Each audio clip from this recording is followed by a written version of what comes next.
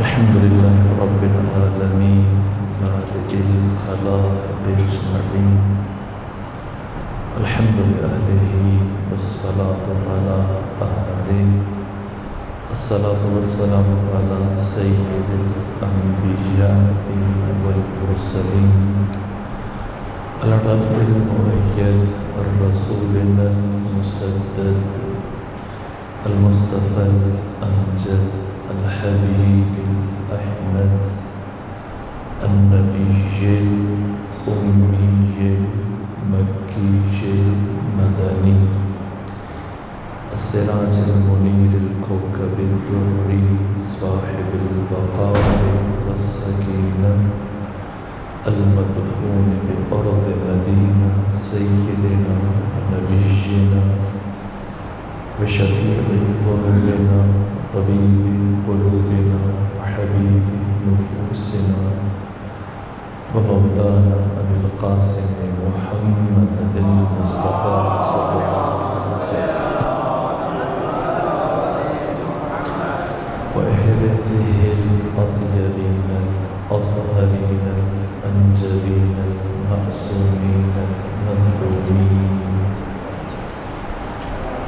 ورحمة الله على أحبابهم وأصحابهم وشيبتهم ومحبيهم ومواليهم أجمعين ولعنة الله على أعدائهم أجمعين.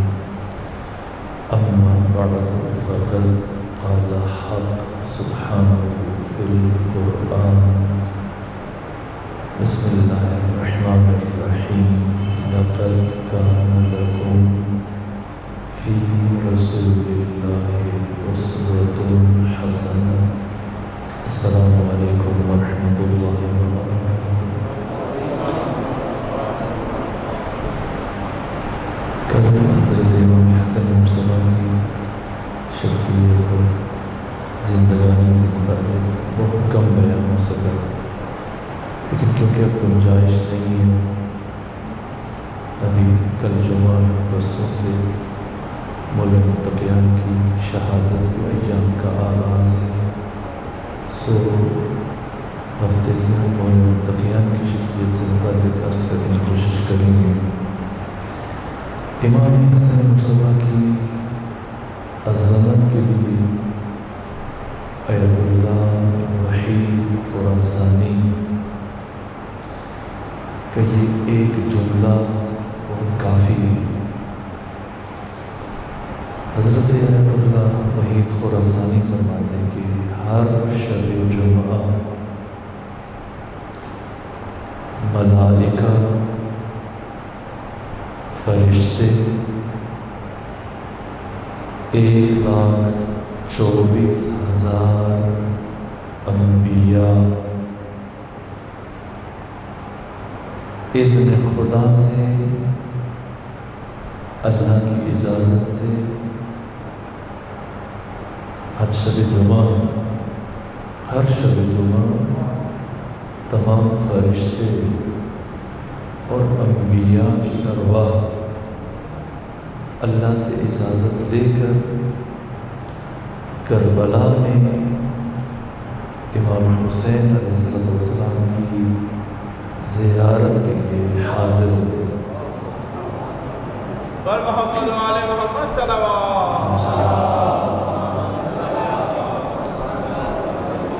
لیکن یہ سب انبیاء کی ارواح اور فرشتے سید الشہداء کی زیارت کے لیے حاضر ہوتے ہیں، اور خود سید الشہداء اذن پروردگار سے حضرت امام حسن مجتبیٰ کی زیارت کے لیے تشریف لے کر آتے ہیں. مقام امام حسن مجتبیٰ بہت بلند ہے. کیا کیا امام حسن مجتبیٰ نے؟ یہ سمجھنے کے لیے اور اس کا ادراک حاصل کرنے کے لیے ضروری ہے پہلے یہ سمجھیں کہ کن درندوں اور بھیڑیوں کے دہن سے اسلام اور تشیع اور انبیاء کی محنت کو بچا کے ہم تک پہنچایا. تھوڑا سا اس پس منظر کو سمجھنا ناگزیر ہے کہ امام حسن مجتبیٰ علیہ السلام کا مقابلہ کن افراد کے ساتھ تھا، کن خونخوار درندوں کے ساتھ تھا. کیسے نوبت پہنچی کہ یزید جیسا نابکار ننگ بشریت بالکل اسی مقام پر آ کر بیٹھ گیا جہاں پر صرف 50 سال پہلے نبیوں کا سردار، رسولوں کا امام، باعث تخلیق کائنات، محبوب خدا محمد مصطفیٰ جس نقطے پر بیٹھا کرتے تھے اسی جگہ پر یزید آ گیا. یہ اچانک سے ہو گیا، کیسے ہوا یہ سب؟ یہ سمجھنا ضروری ہے، یہ جاننا ضروری ہے کہ بنو امیہ کا نجس پودا یہ اسلام کے پاکیزہ گلستان میں کس طرح سے اگا، پھلا پھولا، تناور درخت بنا، اور کس طرح سے پھر اسلام کی جڑوں کو کھوکھلا کر گیا. بنو امیہ کون ہے کہ ختمی مرتبہ نے بارہا اپنے کلام میں فرمایا کہ اللہ نے خلافت کو بنو امیہ پر حرام قرار دیا.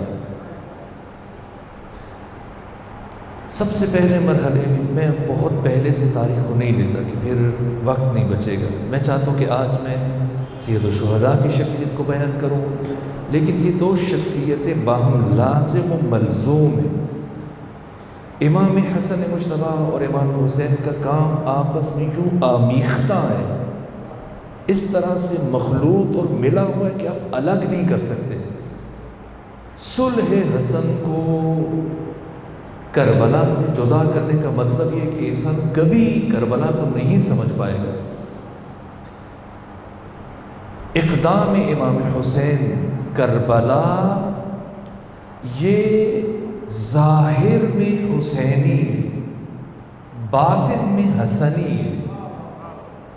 کربلا کی روح اور باطن حسنی ہے اور کربلا کا ظاہر حسینی ہے. سب سے پہلے مرحلے میں ہم دیکھتے ہیں کہ بنو امیہ کس طرح سے اسلام میں سرے سے بنو امیہ نے اسلام کی حقانیت سے متاثر ہو کر کلمہ نہیں پڑھا ہے. کب مسلمان ہوئے؟ بنو امیہ نے کب اسلام قبول کیا؟ 8ویں ہجری میں، ختمی مرتبہ کی وفات سے 1-2 سال پہلے فتح مکہ کے موقع پر جب اسلام کا غلبہ برقرار ہو گیا، اب دوسرا کوئی آپشن نہیں تھا، راستہ نہیں تھا. یہ گروہ جس نے اسلام قبول کیا اسے مؤلفۃ القلوب کہا جاتا ہے. انہوں نے اسلام کی حقانیت سے متاثر ہو کر اسلام قبول نہیں کیا، خوف جان سے اسلام قبول کیا اور پھر اسلام کے غلبے سے گھبرا کر ڈر کر اسلام قبول کیا، نہ اسلام کی حقانیت سے متاثر ہو کر. ختمی مرتبہ جب داخل ہوئے مکہ میں تو یہ کانپ رہے تھے، ڈر رہے تھے. صنادید قریش، صنادید بنو امیہ لرزہ طاری تھا، گھبرائے ہوئے آگے بڑھے کہ یا رسول اللہ آج کے دن آپ ہمارے ساتھ کیا سلوک روا رکھیں گے؟ سہمے ہوئے تھے. ختمی مرتبہ نے فرمایا میں وہی بات کہوں گا تم سے جو میرے بھائی یوسف نے اپنے بھائیوں سے کہی، لا تثریب علیکم الیوم، آج کے دن کسی کے لیے کوئی سزا نہیں ہے. فاذهبوا فانتم الطلقاء، جاؤ سب آزاد ہو، سب کو معافی. اس موقع پر ابو سفیان ایک، اس کا بڑا بیٹا یزید 2، معاویہ چھوٹا بیٹا، 3 ان افراد نے اسلام قبول کیا، باقی افراد کے علاوہ۔ یہ گروہ مؤلفۃ القلوب کہا جاتا ہے۔ اس کے بعد جو آخری جنگ لڑی گئی اسلام کا آخری غزوہ ہے غزوہ حنین۔ غزوہ حنین کا بیت المال باقی اصحاب کرام کو کیا ملا؟ مال غنیمت میں سے ہر ایک کو 4 اونٹ دیے گئے، لیکن آپ جا کر تمام تاریخوں میں دیکھیے ابو سفیان کو کتنا دیا گیا؟ 1000 اونٹ۔ معاویہ کو کتنا دیا گیا؟ 1000۔ یزید کو 1000، باقی سب کو 4۔ صحابہ پریشان ہوئے، یا رسول اللہ جنگ ہم نے لڑی ہے، ابو سفیان تو ہماری وقتی ہزیمت پر بغلے بجا رہا تھا، خوش ہو رہا تھا جب وقتی طور پہ ہمیں شکست ہونے لگی، اور سارا بیت المال آپ نے اٹھا کے انہیں دے دیا۔ فرمایا کیا تم خوش نہیں ہو کہ تمہارے حصے میں اللہ اور اس کا رسول آ گیا؟ یہ کیوں کیا ختمی مرتبت نے؟ تالیف قلوب کے لیے، تاکہ ان کے سخت دل اسلام کے لیے نرم ہو۔ ان لوگوں نے اسلام کی حقانیت سے متاثر ہو کر کلمہ نہیں پڑھا، جس کا نتیجہ یہ ہوا کہ یہ اسلامی تعلیمات سے بعد ایک مختصر ترین عرصہ ملا ہے ان کو، 1-2 سال پیغمبر کے ساتھ رہے، لیکن پیغمبر گرامی اسلام نے انہیں اپنے ساتھ شامل رکھا، قریب رکھا، تاکہ اسلام کی نورانی تعلیمات سے متاثر ہو سکیں۔ ادھر پیغمبر گرامی اسلام کی وفات ہوئی 11 ہجری 28 صفر، دوسری طرف خلافت ثقیفہ بنی ساعدہ کی ساری کارروائی کے نتیجے میں عبداللہ بن عثمان بن عامر، جن کا نام ابو بکر ہے، انہیں خلیفہ اول منتخب کر لیا گیا، مہاجرین کے گروہ نے، اور بعد میں انصار بھی شامل ہو گئے۔ اس دوران میں اب یہ تفصیلات میں آپ کے شہر میں 2 سے 3 مرتبہ بیان کر چکا، اس لیے گوریز کر رہا ہوں آپ کے ذہن میں۔ یہاں پر ابو سفیان کا کردار کیا تھا؟ کیونکہ وہ شام میں تھا، مدینہ میں موجود نہیں تھا، ورنہ صورتحال بالکل مختلف ہوتی۔ لیکن جب پلٹا آ کر جو کچھ صورتحال مولا متقیہ سے ملاقات ہوئی، آپ کے علم میں ہے مولا متقیہ نے کیا جواب دیا آپ جانتے ہیں۔ پھر خلیفہ وقت کے پاس آیا، ڈرایا دھمکایا، میری سماجی حیثیت، میری معاشی حیثیت، بالآخر جو وعد و وعید ہوئے اس کے نتیجے میں جتنا بیت المال پڑا تھا اس وقت، بنو امیہ کے خطرے سے نبٹنے کے لیے حاکم وقت نے سارا بیت المال اٹھا کر ابو سفیان کو دے دیا، اور کہا کہ جیسے ہی اس اقتدار میں وسعت آتی ہے آپ کو اس اقتدار میں شریک کیا جائے گا، یہ آپ کی حکومت ہے۔ پھر 4 سپہ سالار منتخب کیے گئے 12 ہجری کے آخری حصے میں، آخری مہینوں میں۔ ابو عبیدہ جراح، 9000 کا لشکر ابو عبیدہ جراح کو دیا گیا، 9000 کا لشکر عمرو ابن عاص کو دیا گیا، 9000 کا لشکر شرجیل بن حسنہ کو دیا گیا، 9000 کا لشکر یزید ابن ابو سفیان کو دیا گیا۔ یہ 4 سپہ سالار روم کی طرف روانہ ہوئے، اور مقام یرموک پر یہ 4 سپہ سالار اس فوج کے ساتھ اکٹھے ہوئے، اور جب انہیں رومی فوج کی کثرت و سطوت و ہیبت کا اندازہ ہوا تو یہ ڈرے، گھبرائے، خلیفہ وقت کو خط لکھا کہ ہمیں مزید مدد چاہیے۔ خلیفہ وقت نے 9000 افراد خالد بن ولید کی سرپرستی میں روانہ کیے۔ یوں یہ 45,000 سے لے کر 46,000 تک کا لشکر روانہ ہوا، آگے بڑھا، جنگ لڑی، لیکن ناکام رہے۔ یہاں تک کہ 21 جمادی الثانی 13 ہجری بروز پیر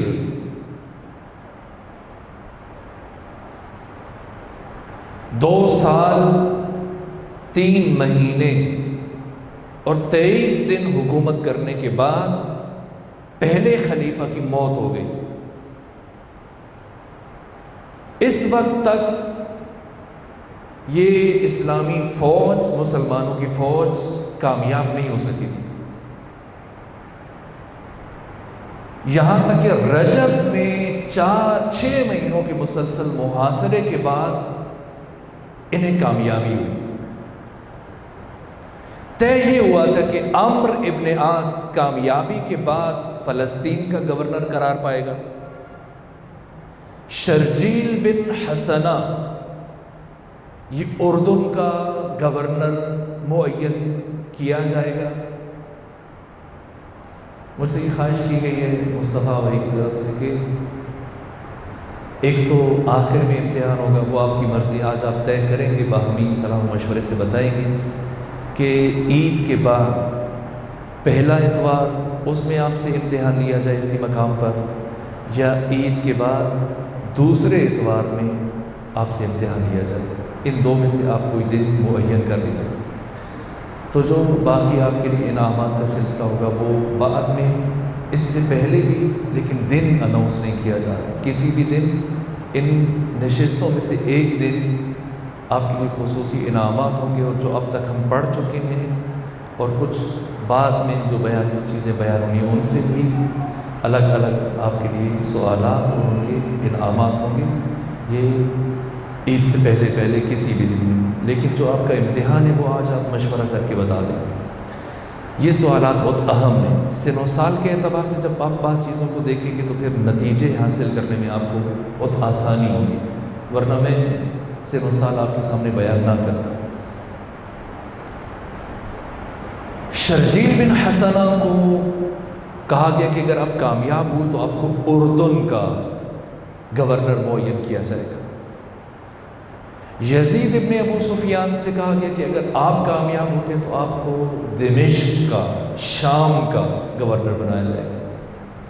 ابو عبیدہ جراح سے کہا گیا کہ اگر آپ کامیاب ہوتے ہیں تو آپ کو حمص کا یا حمص کا گورنر بنایا جائے گا۔ یہ کامیاب ہوئے اور پھر ان 4 مقامات پر یہ چاروں گورنر منصوب ہو گئے، یہاں تک کہ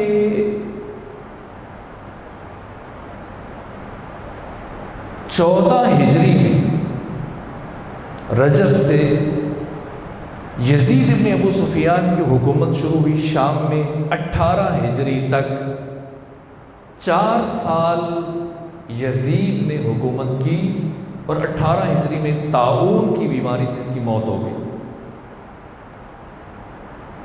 اور اس کا چھوٹا بھائی معاویہ جو اس جنگ میں اس کا نائب بھی تھا اور علم جنگ معاویہ کے پاس تھا، اپنے بڑے بھائی یزید کی موت کے بعد شام کا گورنر بنا،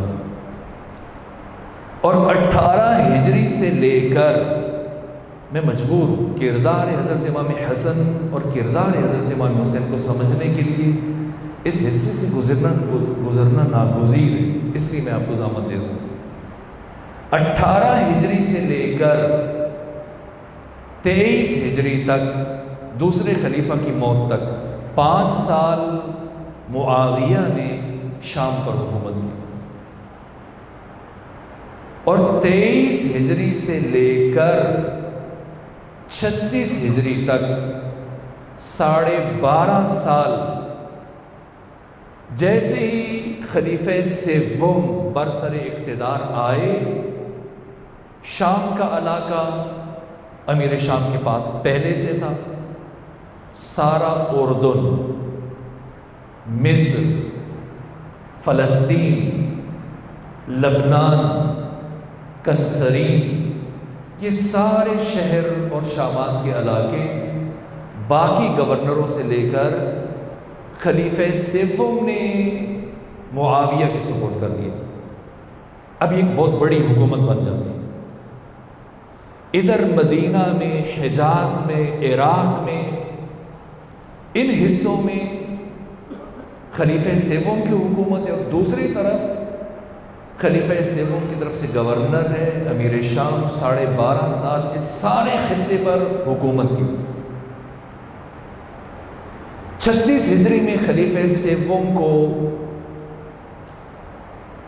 ایک بغاوت کے نتیجے میں، تفسیرات آپ کے علم میں، قتل کر دیا جاتا ہے۔ ان کی زوجہ جناب نائلہ کی انگلیاں بھی کٹ جاتی ہیں اور یہ بے دردی کے ساتھ قتل ہوتے ہیں۔ اور 36 ہجری میں حکومت علی ابن ابی طالب علیہ السلام کی طرف منتقل ہو جاتی ہے۔ پہلا سوال یہ اٹھتا ہے کہ دیکھیے، ایک غیر مسلم علاقہ ہے، سرے سے شام کا علاقہ، جہاں پر روم کا تسلط تھا، اسلام کا نام و نشان نہیں تھا۔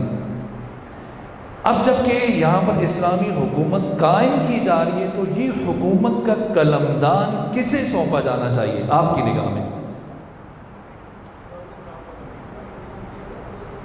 کم سے کم وہ افراد کے جو اسلام میں اولویت رکھتے ہیں، جو سابقین ہیں، عبداللہ ابن مسعود ہیں جن سے متعلق ختمی مرتبہ نے توضیح بیان کی، جناب مقداد بن اسود ہیں جن سے متعلق ختمی مرتبہ نے فرمایا کہ مقداد کی حیثیت میرے تمام صحابہ میں وہی ہے جو حروف تہجی کے درمیان الف کی ہوتی ہے۔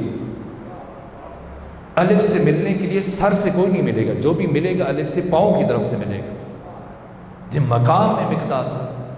یہ سلمان ہے جن سے متعلق فرمایا کہ السلمان منا اہل البیت، یہ عمار یاسر ہیں جن کو ختمی مرتبہ نے حق اور باطل کا میزان قرار دیا اور فرمایا یا عمار تقتلک الفئۃ الباغیہ۔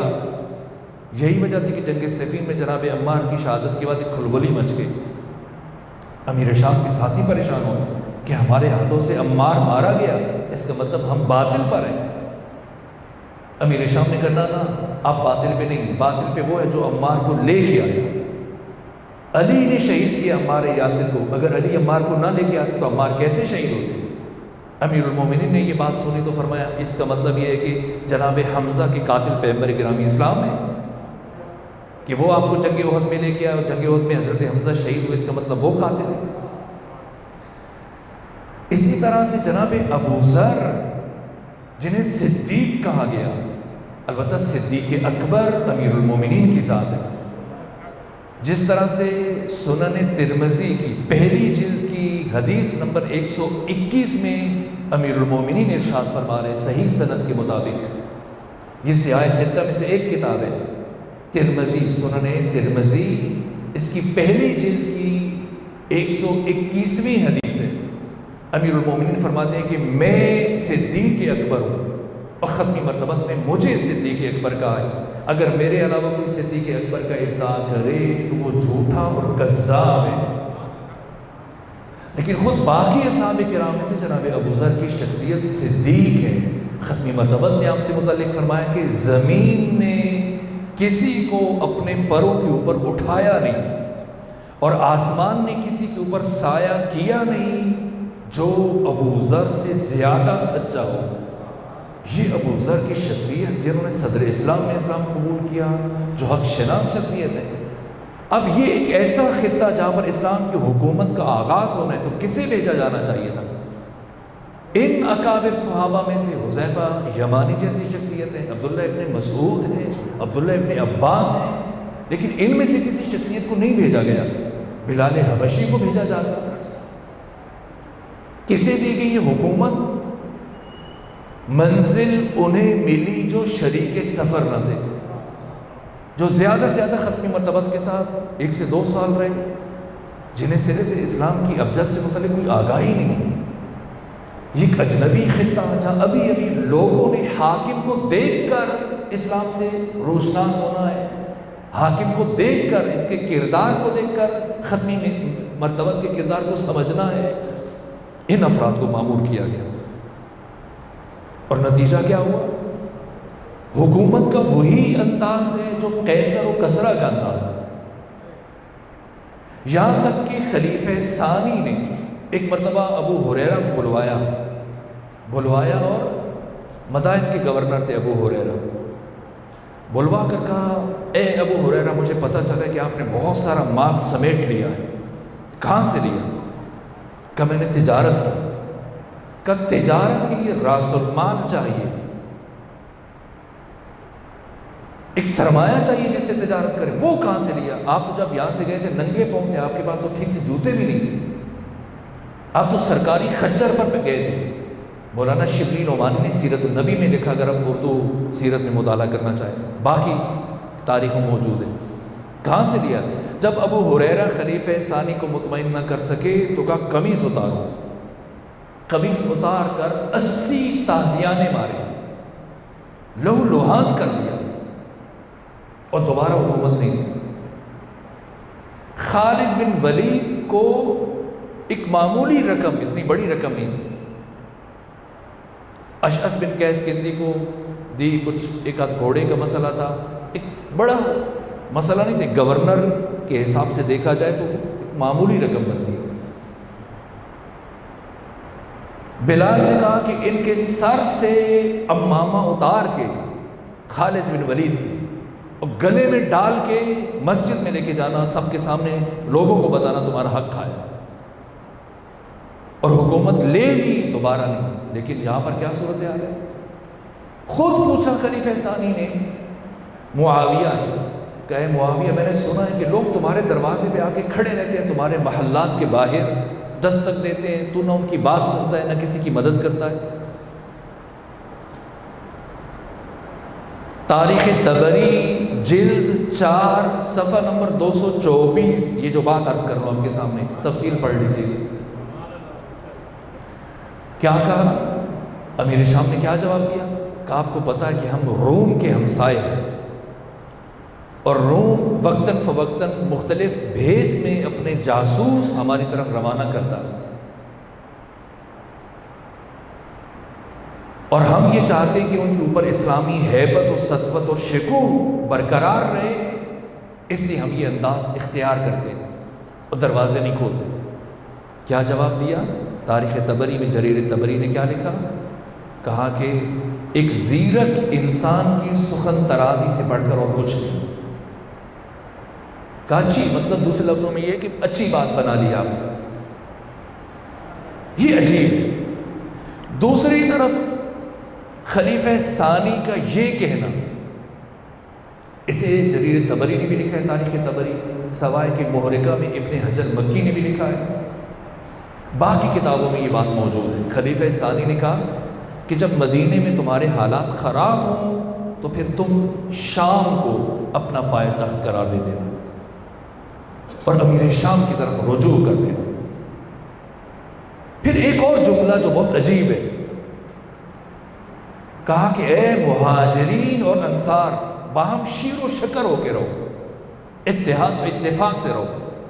اگر تم میں پھوٹ پڑی تو پھر یہ خلافت تم سے نکل کر معاویہ کے پاس پہنچ جائے گی. یہ جملہ ممکن ہے کہ امیر شام کے ذہن میں کبھی بھی پوری اسلامی خلافت کا خیال نہ آیا ہو. اس سے پہلے، اس جملے سے پہلے کبھی کبھی آپ ذہن میں ایک چیز منتقل کر کے دوسرے فرد کی ذہن سازی کر دیتے ہیں.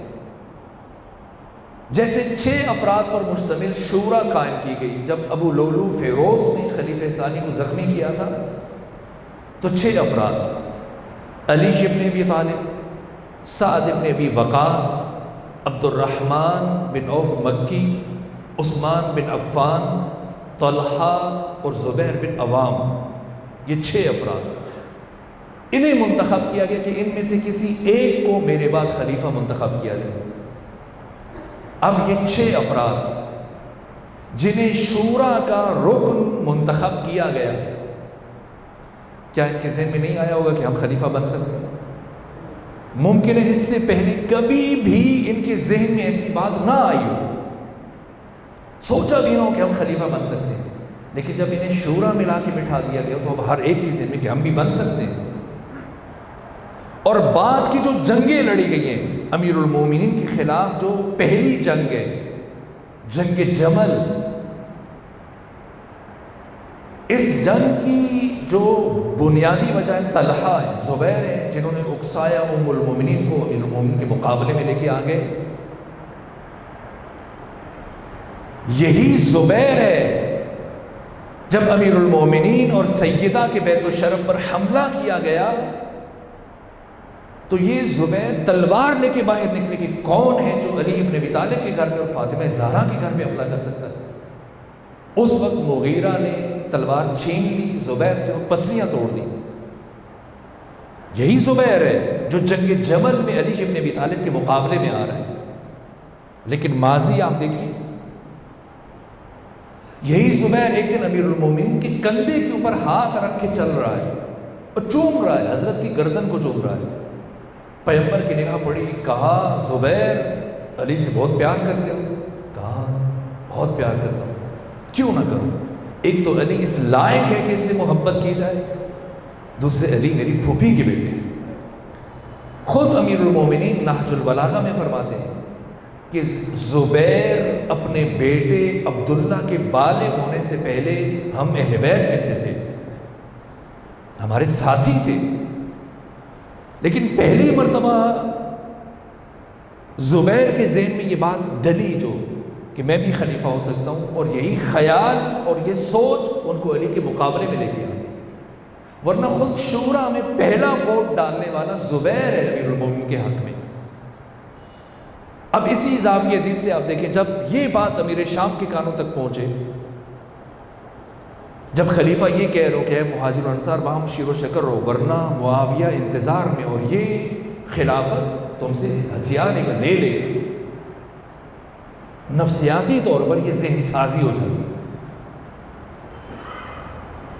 36 ہجری میں امیر المومنین برسر اقتدار آئے. پہلا حکم جو جاری فرمایا امیر المومنین نے، اپنے قلم سے جو پہلی تحریر لکھی، وہ معاویہ کو شام کی امارت سے اور عہدے سے ہٹا دیا.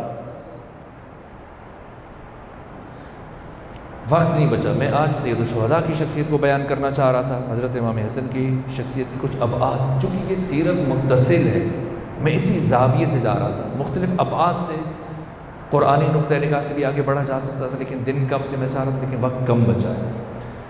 اگر آپ جائزہ لیں تو ان 12.5 سالوں اور اس کے بعد 36 ہجری سے لے کر 40 ہجری تک 5 سالوں میں امیر المومنین کے عہد خلافت میں یہ حکومت برقرار رہی، بدستور امیر شام کے پاس رہی. پھر 40 ہجری سے لے کر 60 ہجری تک یہ چوتھا دور ہے. یہاں 20 سال معاویہ نے مطلق العنان حکومت کی، کوئی شریک نہیں اس حکومت میں.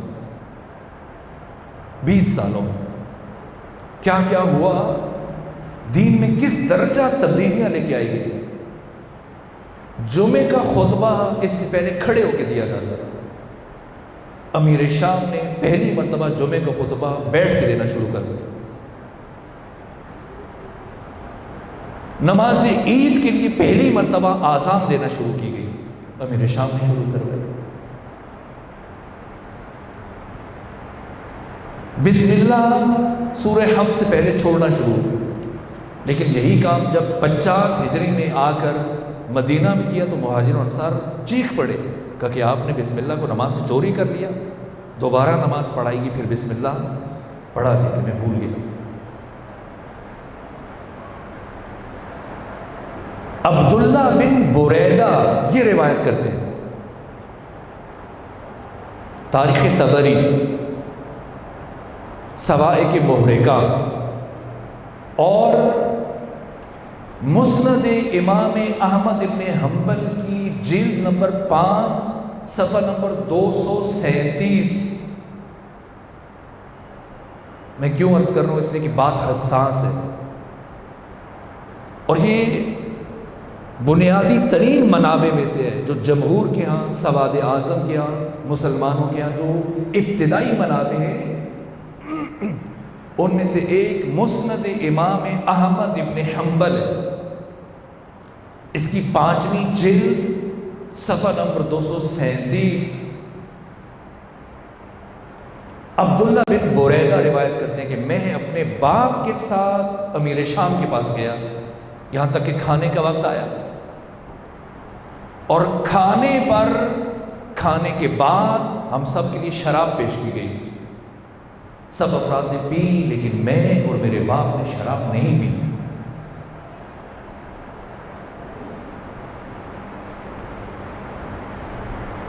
اور میرے باپ نے یہ کہا کہ ما شربتہ قط مذ حرمہ رسول اللہ، جب سے رسول اسلام نے شراب کو حرام قرار دیا ہم نے شراب کو ہاتھ نہیں لگایا۔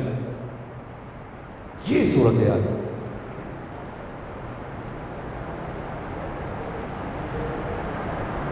ابن زیاد جو مجہول الحال ہے، جس کے باپ کا نہیں پتا، لیکن امیر المومنین کی حکومت کو کمزور کرنے کے لیے گواہیاں دلوا کر اسے اپنا بھائی ثابت کیا گیا، یہ ختمی مرتبہ کی صریح حکم کی اور حدیث کا مزاج تھا، جو ختمی مرتبہ نے فرمایا کہ الولد للفراش وللزانی الحجر،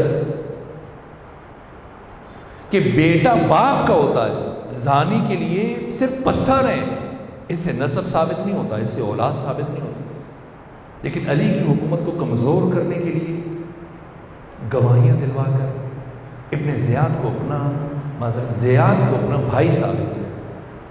ماں کے ساتھ منسوب زیاد بن سمیہ، باپ کا کسی کو معلوم نہیں، گواہیاں دلوائیں، شراب خانے کے مالک کو بلوایا، اور اس نے آ کے کہا کہ یہ ابو سفیان کا فرزند ہے۔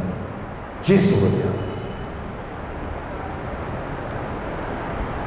دوسری طرف دیکھیے، اب یہ ریپریزنٹیٹیو ہیں، نمائندے ہیں، اسلام کے ختمی مرتبت کی مسند پر آئے، اب یہ خلیفۃ المسلمین کہلا رہے ہیں، رسول اللہ کے جانشین کہلا رہے ہیں۔ عمرو ابن عاص نے اپنی ضرورت کو ثابت کرنے کے لیے اور امیر شام پر دباؤ ڈالنے کے لیے اہل مصر کا ایک وفد لے کے پہنچا امیر شام کے پاس، اور سارے راستے ان کو بتایا، سمجھایا کہ جب تم امیر شام کے پاس جانا تو خلیفۃ المسلمین کہہ کے سلام نہ کرنا، جیسے ایک عام انسان کو سلام کیا جاتا ہے ویسے سلام کرنا، اور زیادہ عزت افزائی نہ کرنا۔ عمرو بن عاص کا قصد یہ تھا کہ اس ذریعے سے امیر شام کی نگاہ میں میری اہمیت ثابت ہو جائے، اور اسے یہ اندازہ ہو کہ مصر کے افراد کو صرف میں قابو کر سکتا ہوں۔ امیر شام اس صورتحال سے پہلے سے باخبر تھا۔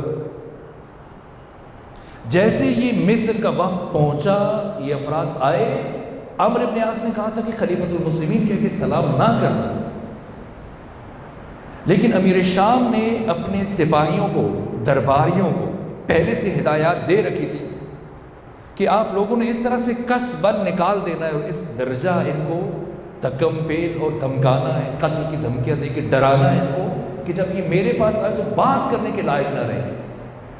ایسے ہی ہوا، دھکے کھاتے ہوئے، سہمے ہوئے، ڈرے ہوئے جب یہ پہنچے تو ان میں سے ایک کی زبان سے نکلا السلام علیکم یا رسول اللہ، رسول اللہ کہہ کے سلام کیا، اور اس کی دیکھا دیکھی باقی سب کی زبان سے بھی السلام علیکم یا رسول اللہ ادا ہوا۔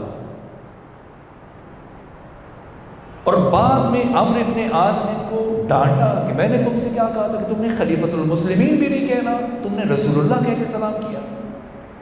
کہا کہ وہ ہم اپنے اوسان خطا کر بیٹھے تھے، لیکن جو عجیب بات ہے وہ یہ کہ امیر شام نے اتنی بڑی بات سن کے جس پہ انسان کا کلیجہ پھٹ جائے، کان پھٹ جائے، ہل جائے،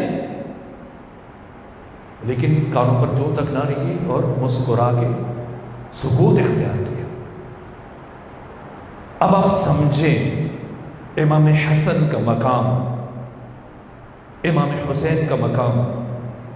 اب آپ سمجھیے کہ 6 سال جو امام حسین پیغمبر کے ساتھ رہے، اور 7 سال امام حسن پیغمبر کے ساتھ رہے۔ ان 2 بھائیوں کے ساتھ 6 سے 7 سال تک ختمی مرتبت کا یہ انداز، یہ رویہ ہرگز احساسات، جذبات اور عواطف پر مبنی نہیں تھا۔ اگر کوئی شخص یہ تفسیر کرے کہ ایک نانا اپنے نواسوں سے محبت کر رہے تو نہ، قطعی طور پر درست نہیں ہے۔ اسلام دین علم، دین عقل، دین معرفت، دین حکمت، دین بصیرت، دین آگاہی اور شعور، ذات رسول دین کے مسئلے میں احساسات، جذبات اور عواطف سے بالاتر، لیکن ہر روز جو آپ کا انداز ہے، جو آپ کا رویہ ہے، اب سمجھے ان واقعات کی ہرگز جذباتی تفسیر ممکن نہیں ہے کہ رسول اسلام 1 مرتبہ نہیں، 2 مرتبہ نہیں، 3 مرتبہ نہیں، 20 مرتبہ حسن کو بھی اپنے ایک کندھے پر سوار کرتے ہیں، حسین کو بھی اپنے ایک کندھے پر سوار کرتے ہیں، گھر کے اندر کھیلے، ان کو کھلائے، لیکن نہ گھر کے صحن سے اسی کیفیت میں چلتے ہوئے باہر گلی میں آ جاتے ہیں، اور مختلف گلیوں سے کبھی بازاروں میں چل رہے ہیں، سواری بنے ہوئے، سواری کی آوازیں نکال رہے ہیں، داہنے طرف کی زلفیں حسن کے ہاتھ میں، بائیں طرف کی زلفیں حسین ابن علی کے ہاتھ میں ہے، سواری کی آواز نکال کر گلیوں میں چل رہے ہیں، مختلف مقامات سے گزر رہے ہیں۔ اور کسی نے پوچھا کہ کیا بہترین سواری ہے، اس کو سواروں کی عظمت کا بھی اندازہ نہیں تھا، لیکن رسول اسلام اپنی نگاہ غیب سے ان سواروں کی عظمت کو دیکھ رہے تھے، اس لیے جو ناشناس تھا اسے حقیقت سے آشنا کیا، کہا تجھے سواری نظر آ رہی ہے، سوار نظر نہیں آ رہے؟ سوچو تو صحیح، کیوں محمد مصطفیٰ گرمی میں، مختلف موسموں میں، بارش میں، سردی میں اس طرح سے بچوں کو لے کے آ رہے ہیں؟ اور میں دست ادب جوڑ کر روح رسول سے یہ سوال کرتا ہوں، یا رسول اللہ، ایک مسلم کی حیثیت سے، ایک انسان کی حیثیت سے، یا رسول اللہ،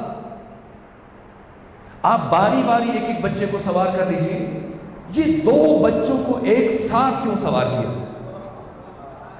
اور اگر سوار کرتے ہیں، چلیں سواری کی آواز بھی آپ نے نکالی، کوئی بات نہیں، لیکن اپنی زلفیں اپنے بچوں کے ہاتھ میں نہ دیجیے لگام بنا کے، اور اگر زلفیں بھی دے دی تو گھر کی 4 دیواری تک محدود رہیے، باہر مدینے کی گلی میں ان بچوں کو سوار کر کے نہ آئیے۔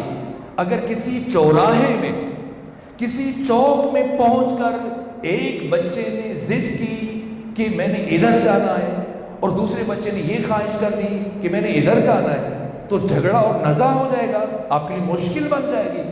تو رسول اسلام اپنے عمل سے یہ پیغام دے رہے ہیں کہ جھگڑے کا امکان وہاں پر ہوتا ہے کہ جب کوئی انسان اپنی طبیعت کا پیروکار ہو۔ میرے یہ دونوں بیٹے اپنی طبیعت کے پیروکار نہیں ہیں، اللہ کی مشیت کے پیروکار ہیں۔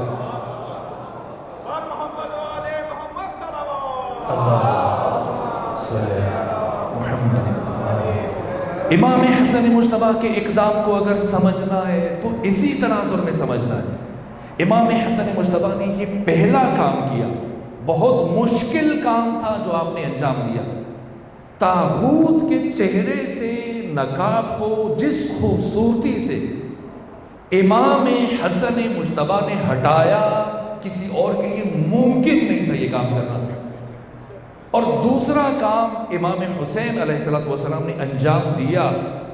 اب ہم نے اقدام حسنی کو اور اقدام حسینی کو یا قرآن کی زبان سے سمجھنا ہے، یا رسول اسلام کی زبان سے سمجھنا ہے، یا خود امام حسن اور امام حسین کی زبان سے سمجھنا ہے۔ مؤرخ کے قلم میں اتنی صلاحیت نہیں ہے، تاریخ نویس کے قلم میں اتنی طاقت نہیں ہے کہ وہ بیان کر سکے کہ حسن نے کیا کام کیا اور حسین نے کیا کام کیا۔ میں ایک جملہ سید الشہداء سے متعلق عرض کروں اور پھر پرسوں یہیں سے بات آگے بڑھ جائے گی، یا پھر امیر المومنین کے ایام کی شہادت کے ایام کے بعد عرض کریں گے۔ دیکھنا ہے. مؤرخ کی نگاہ سے دیکھیں گے تو ہم کربلا کو نہیں سمجھ پائیں گے. اس لیے سید الشہداء خود جو وارث کربلا ہے، بانی کربلا ہے، کربلا کے ہیرو ہیں، خود کربلا کو قدم قدم پر تعارف کروایا، ایک ایک کردار کا، دشمنوں کا تعارف کروایا، اپنا تعارف کروایا، اپنے ایک ایک ساتھی کا تعارف کروایا، اپنے بھائی کا تعارف کرایا، اپنے بیٹے کا تعارف کرایا. ساری باتیں، تاریخ کے تمام اوراق اگر جلا دیے جائیں، لیکن ایک ایک تعارف جو سید الشہداء نے بیان کر دیا، یہی ایک ایک تعارف، ایک ایک جملہ کافی ہے کربلا کو سمجھنے کے لیے، آپ کے ساتھیوں کو سمجھنے کے لیے، آپ کے دشمنوں کو سمجھنے کے لیے. پہلے مرحلہ میں یہ سمجھنا ہے، مؤرخ کی دید سے دیکھیں گے تو مؤرخ یہی لکھے گا کہ 28 رجب کو امام حسین علیہ السلام نے مدینہ چھوڑا اور مکہ کے راستے سے کربلا پہنچے. لیکن جب خود حسین ابن علی کی زبان سے سمجھیں گے تو پتہ چلے گا کہ نہ، بظاہر 28 رجب کو امام حسین نے مدینہ چھوڑا، لیکن بباطن کس نے مدینہ چھوڑا؟ خود بتایا. جب محمد حنفیہ نے سوال کیا، آئے وضو کر رہے تھے، وہیں جب اطلاع ملی برتن پھینک کر ننگے پاؤں دوڑتے ہوئے، کہ فرزند رسول کہاں جا رہے؟ فرمایا عراق. کہ عراق نہ جائیے، فرزند رسول عراق نہ جائیے. کیا جواب دیا؟ یہ نہیں کہا کہ جاؤں گا، یا کہہ دیتے اچھا نہیں جاتا. کیا جواب دیا؟ فیصلہ کن جواب، خود کے ساتھ بات نہیں کی. فرمائے سنو اے محمد حنفیہ، شاء اللہ ہو ان یرانی قتیلا، اللہ مجھے اپنے راستے میں شہید ہوتے ہوئے دیکھنا چاہتا ہے. یہ مشیت خدا ہے، یہ ارادہ خدا ہے. حسین ابن علی نے یہ بتایا. مؤرخ یہی لکھے گا کہ 28 رجب کو حسین نے مدینہ چھوڑا، لیکن جب حسین کی زبان سے کربلا کو پڑھیں گے تو پھر حسین نے در حقیقت بظاہر حسین نے مدینہ چھوڑا، بباطن اللہ کی مشیت نے مدینہ چھوڑا ہے، اللہ کی ارادہ نے مدینہ چھوڑا. حسین ارادہ خدا ہے، حسین مشیت خدا ہے، حسین رضا خدا ہے. جب 3 محرم کو پہنچے کربلا میں، کس نے راستہ روکا ہے؟ حر ابن یزید الریاحی نے.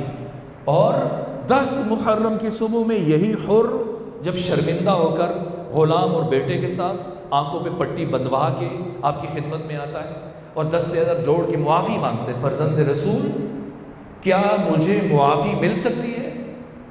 امام حسین یا تو کہہ دیں کہ نہ تم لائق معافی نہیں، یا یہ کہہ دیں کہ نہیں میں نے تمہیں معاف کر دیا. نہ کہا تم لائق معافی نہیں ہو، نہ فرمایا میں نے تمہیں معاف کیا. تمام مقاتل نے 56 کتابوں کے حوالے موجود ہیں. کیا فرمایا؟ فرمایا حر جاؤ، اللہ نے تجھے معاف کیا. حسین مشیت خدا، حسین ارادہ خدا، حسین عزت خدا، حسین جلال خدا، حسین رضا خدا.